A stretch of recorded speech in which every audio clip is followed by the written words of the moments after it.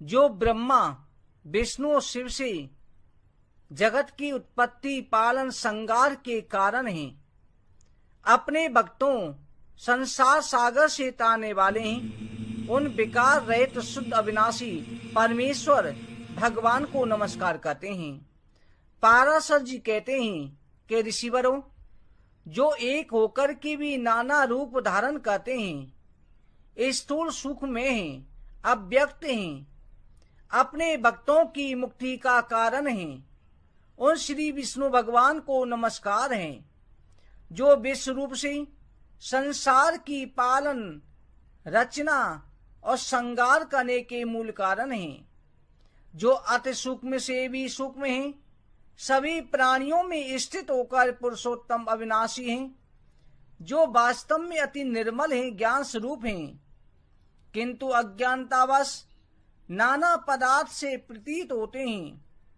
उन श्री भगवान को, जो काल रूप से सदा ही संसार की रचना पालन संगार करते हैं, उनको नमस्कार करते हैं।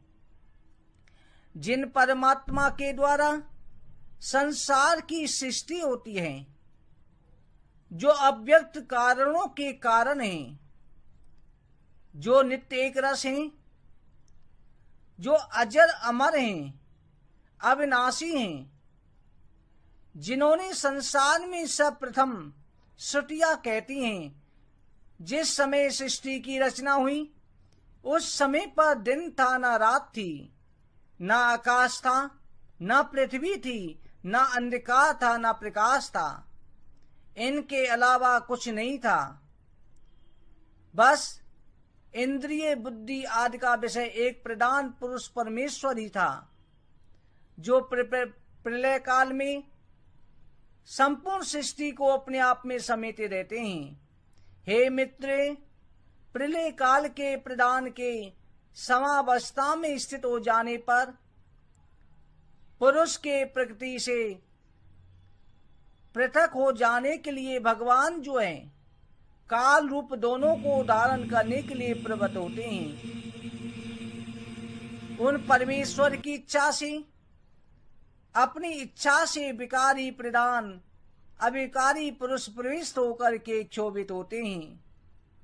जो परमात्मा जो है, उन्हीं परमात्मा ने भूतादि नामक तामस अहंकार में प्रवृत्त होकर शब्द गुण वाले आकाश की रचना करी। उन परमात्मा ने आकाश में अहम को व्याप्त किया, फिर भगवान के द्वारा वायु की उत्पत्ति हुई। गुण स्पर्श आकाश ने वायु को आवृत किया, फिर उन तन्मात्राओं में उनके गुण शब्दों की रचना करी। परमेश्वर ने इस प्रकार से संपूर्ण सृष्टि की रचना करके शेष नाग की शैया पर शयन कर रहे थे। एको हम बहुत श्यामा, अब मैं एक हूं, अब मैं बहुत हो जाऊंगा।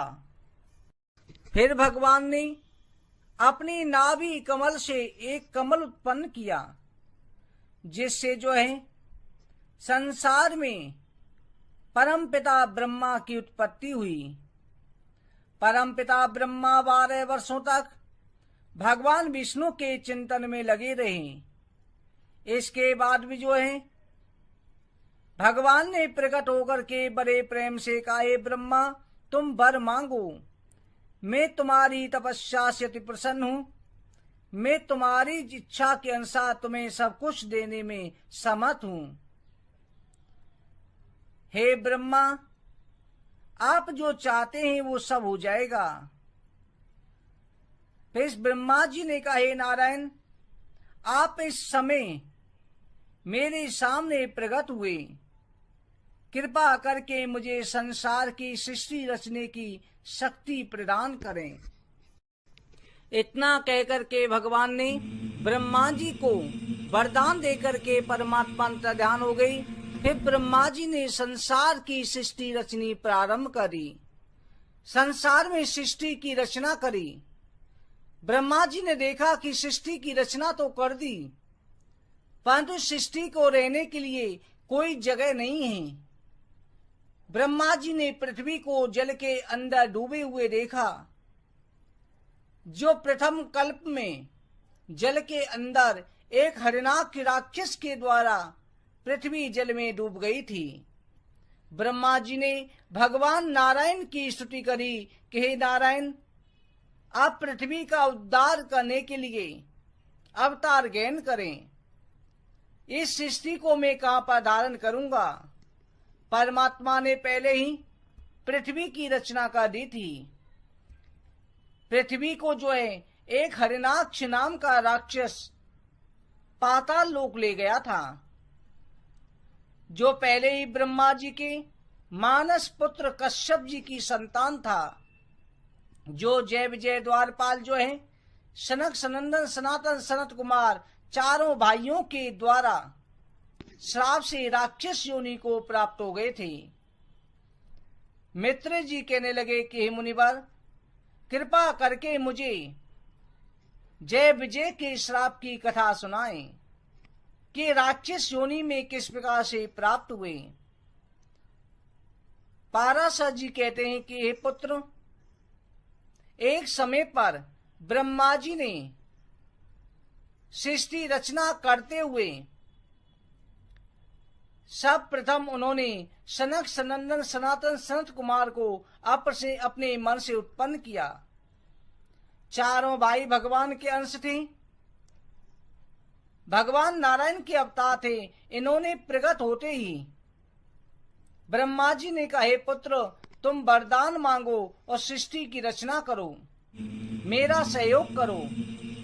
चारों भाइयों ने ब्रह्मा जी से कहा, हे पितामह, आप हमें वरदान देना चाहते हैं तो ये दें, हमेशा हमारी अवस्था 5 वर्ष की बनी रहे। क्योंकि उन्होंने सोचा कि ना हम बड़े होंगे, ना ही हमें सृष्टि की रचना करनी पड़ेगी। ब्रह्मा जी को क्रोध आया। ब्रह्मा जी के भों के मध्य से एक बालक उत्पन्न हुआ जो रुद्र कहलाया। उसके रुदन से पूरा ब्रह्मांड कांपने लग गया था। अनेक प्रकार की शक्तियां उस रुद्र की दासी थी। ये रुद्र भगवान सदा शिव का ही अंश अवतार था, जो सदा शिव सृष्टि की रचना करते हैं। हरि और सदा शिव एक रूप हैं। इस प्रकार जो है सनक सनंदन सनातन संत कुमार चारों भाई वहां से चल करके बैकुंठ लोग भगवान के दर्शन के लिए पहुंचे, जहां पर द्वार पर जय विजय खड़े हुए थे। जय विजय ने उन्हें अंदर जाने से रोक दिया। चारों भाइयों को क्रोध आ गया कि तुम भगवान के द्वार पर रहने लायक नहीं हो, जो भगवान के भक्त को जाने से रोक रहे हो। भक्त भगवान के मिलन में तुम बाधा कारक हो, इसलिए तुम राक्षस योनि में चले जाओ और 3 जन्म तक राक्षस बनो। उसी समय भगवान विष्णु द्वार पर प्रकट हुए। सनक सनंदन सनत कुमार चारों भाई चरणों में गिर गए। कहा कि प्रभु, हमने आपके पार्षदों को ये श्राप दे दिया है, हमें आप क्षमा करें। भगवान ने कहा, ये सब मेरी लीला से हुआ है, अब इनके उद्धार के लिए मैं ही अवतार लूंगा।